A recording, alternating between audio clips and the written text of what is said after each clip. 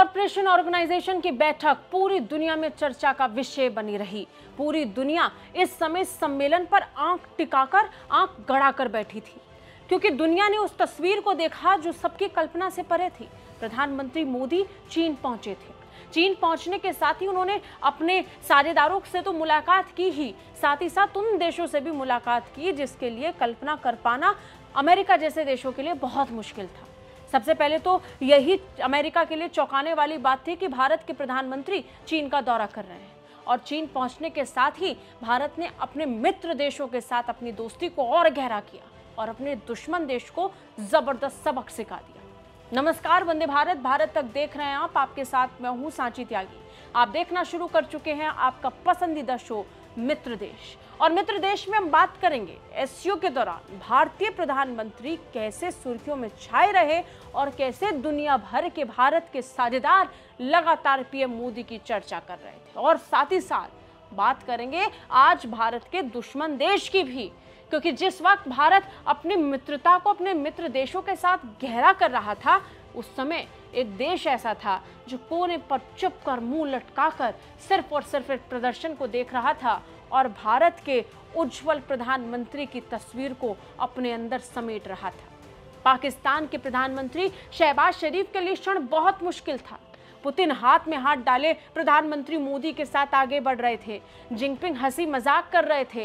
ये तीनों एक साथ मिलकर उस मजबूत तस्वीर को अमेरिका के राष्ट्रपति तक पहुंचा रहे थे जो पाकिस्तान से होकर पहुंच रही थी, क्योंकि जिस वक्त ये तस्वीर कैमरे में कैद हो रही थी, दूर खड़ा एक कोने में व्यक्ति ऐसा था जो इस बेइज्जती को झेल रहा था, और वो कोई और नहीं, पाकिस्तान के प्रधानमंत्री शहबाज शरीफ थे। एससीओ सम्मेलन के दौरान भारत ने दमदार तस्वीरों को पूरी दुनिया के सामने रखा, चाहे वो प्रधानमंत्री नरेंद्र मोदी का पुतिन को गले लगाना हो या फिर पुतिन का पीएम मोदी को गले लगाना। कई मौके तो ऐसे आए जहां दोनों नेताओं ने हाथ में हाथ डालकर आगे बढ़ना सही समझा। लगातार बातचीत का सिलसिला चला। वैश्विक मुद्दों को लेकर चलते चलते ही बातचीत हो गई और अमेरिकी राष्ट्रपति डोनाल्ड ट्रंप द्वारा लगाए गए टैरिफ पर भी गहन चर्चा। पुतिन के साथ मुलाकात को लेकर आपसी साझेदारी को कैसे मजबूत करना है, द्विपक्षीय बैठक भी हुई। लेकिन सबसे बड़ी हाईलाइट तो तब थी जब व्लादिमीर पुतिन ने चीन की धरती पर प्रधानमंत्री नरेंद्र मोदी को अपनी गाड़ी में बैठने का ऑफर दिया और दोनों नेता एक साथ एक ही गाड़ी से एक ही वेन्यू पर पहुंचे जहां द्विपक्षीय बैठक होनी थी। ये तस्वीर भारत के दुश्मनों और रूस से चिढ़ने वालों को चुभनी चाहिए। इन दिनों रूस पर हमला करने के लिए जो भारत का इस्तेमाल कर रहे हैं, उन्हें ये मुंह तोड़ जवाब है कि भारत पर वार कर आप रूस को अपाहिज करने की अगर सपना देख रहे हैं तो वो कितना कमजोर और खोखला सपना है। ये सपना कभी सच नहीं होगा, क्योंकि दोनों देश तो अभी भी व्यापारिक साझेदारी को और बढ़ाने पर बल दे रहे हैं।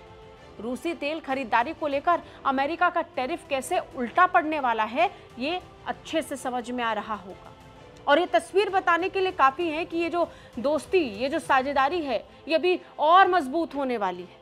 तभी तो प्रधानमंत्री मोदी ने तो रूसी राष्ट्रपति व्लादिमीर पुतिन से मुलाकात के बाद कुछ तस्वीरें शेयर करते हुए ट्वीट भी किया। एससीओ शिखर सम्मेलन को लेकर पीएम मोदी ने रूस का जिक्र करते हुए लिखा कि राष्ट्रपति पुतिन के साथ एक शानदार बैठक हुई। व्यापार, उर्वरक, अंतरिक्ष, सुरक्षा और संस्कृति सहित सभी क्षेत्रों में द्विपक्षीय सहयोग को गहरा करने के तरीकों पर चर्चा हुई। हमने क्षेत्रीय और वैश्विक घटनाक्रमों पर विचार का आदान प्रदान भी किया। इतना ही नहीं, रूसी राष्ट्रपति के साथ मुलाकात के बाद चीनी राष्ट्रपति शी जिनपिंग से भी मुलाकात के बाद प्रधानमंत्री मोदी ने न सिर्फ तस्वीर शेयर की, लेकिन इसके साथ साथ एक ट्वीट भी किया। उन्होंने कहा कि शिखर सम्मेलन के दौरान तियानजिन में राष्ट्रपति शी जिनपिंग के साथ एक सार्थक बैठक हुई।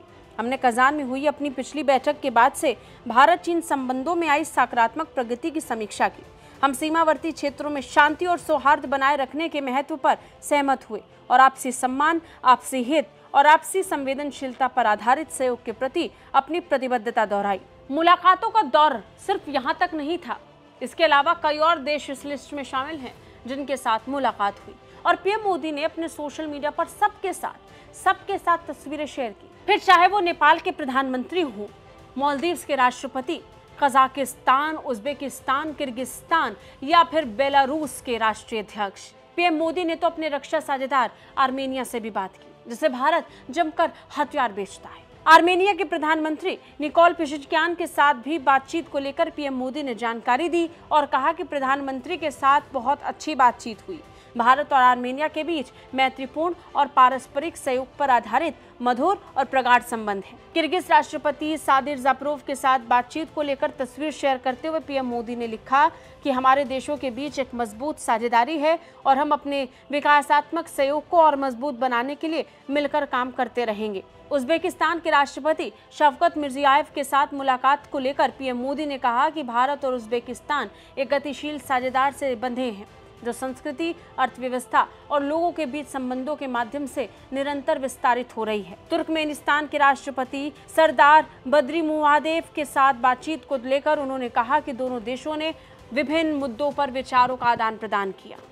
कजाकिस्तान के राष्ट्रपति तोकाएव के साथ विचारों को सार्थक बताते हुए पीएम मोदी ने कहा कि हमारे देश ऊर्जा, सुरक्षा, स्वास्थ्य सेवा और फार्मा समेत कई प्रमुख क्षेत्रों में मिलकर काम कर रहे हैं। तजाकिस्तान के राष्ट्रपति इमामुली रहमान के साथ बातचीत को लेकर पीएम मोदी ने खुशी जताई, कहा कि भारत के व्यापारिक और सांस्कृतिक संबंध बढ़ रहे हैं और ये एक अद्भुत संकेत है। पीएम मोदी ने तो बेलारूस के राष्ट्रपति अलेक्जेंडर लुकाशेंको के साथ मुलाकात को लेकर भी खुशी जाहिर की। पीएम मोदी सोशल मीडिया पर जब ये तस्वीरें शेयर कर रहे थे और इन्हें लेकर सोशल मीडिया पर पोस्ट जारी कर रहे थे, तब पीएम मोदी का संकेत सिर्फ और सिर्फ दुनिया को ये बताने का था कि भारत कैसे अपने साझेदारों के साथ लगातार बढ़ रहा है। एक गुपचुप संदेश भी अमेरिका के लिए इसमें छिपा हुआ है। जिस सम्मेलन से दूरी बनाने को लेकर अमेरिका लगातार भारत के करीब आने की कोशिशों में जुटा रहा, वो कोशिश कैसे ट्रंप ने पानी कर दी, वो पूरी दुनिया देख रही है। पीएम मोदी अपने सोशल मीडिया हैंडल से एक के बाद एक ट्वीट कर ये दुनिया को बता रहे हैं।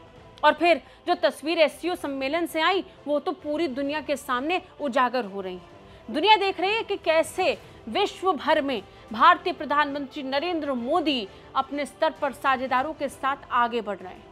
जिस इक्वेशन से अमेरिका डर रहा था, अगर उस इक्वेशन पर रत्ती भर भी भारत ने काम किया तो उसका क्या परिणाम हो सकता है, इसका अंदाजा अब अमेरिका को लग जाना चाहिए।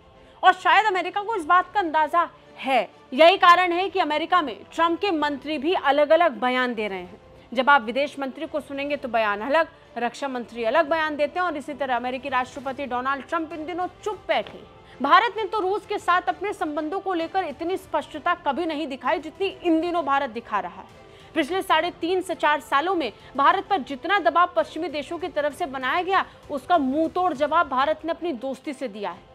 भारत रूस की दोस्ती को रोकने और उन्हें टोकने की जो लगातार कवायद अमेरिका की तरफ से जारी रही है, उस पर भारत ने खुले तौर पर जाहिर कर दिया कि भारत किसी कीमत पर किसी के दबाव के रहते रुकने वाला नहीं है। एससीओ सम्मेलन की शुरुआत से लेकर आखिर तक की तस्वीर इस समय अमेरिका को एक फाइल बनाकर अपने पास रख लेनी चाहिए।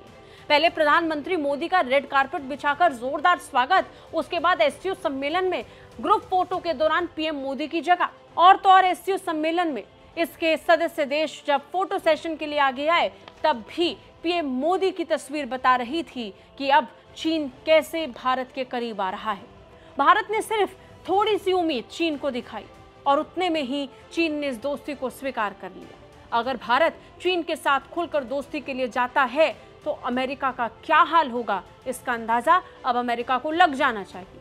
लेकिन भारत अपनी मित्रता के लिए जाना चाहता है, अपनी साझेदारी के लिए। और जब बात भारत को अपनी दुनिया भर में दोस्ती की पहचान को मजबूत करने के लिए आती है तो भारत इसमें कोई मौका नहीं छोड़ता है। अमेरिका को इसका एहसास हो चुका है और अब ये तस्वीर अमेरिका को कई और सालों तक याद रहेगी। वो दिन भी दूर नहीं जब अमेरिका के राष्ट्रपति डोनाल्ड ट्रंप भी इन तस्वीरों को देखने के बाद अपने फैसले से ही यू टर्न लेंगे। आपको क्या लगता है, कमेंट करके हमें जरूर बताइए। जय हिंद।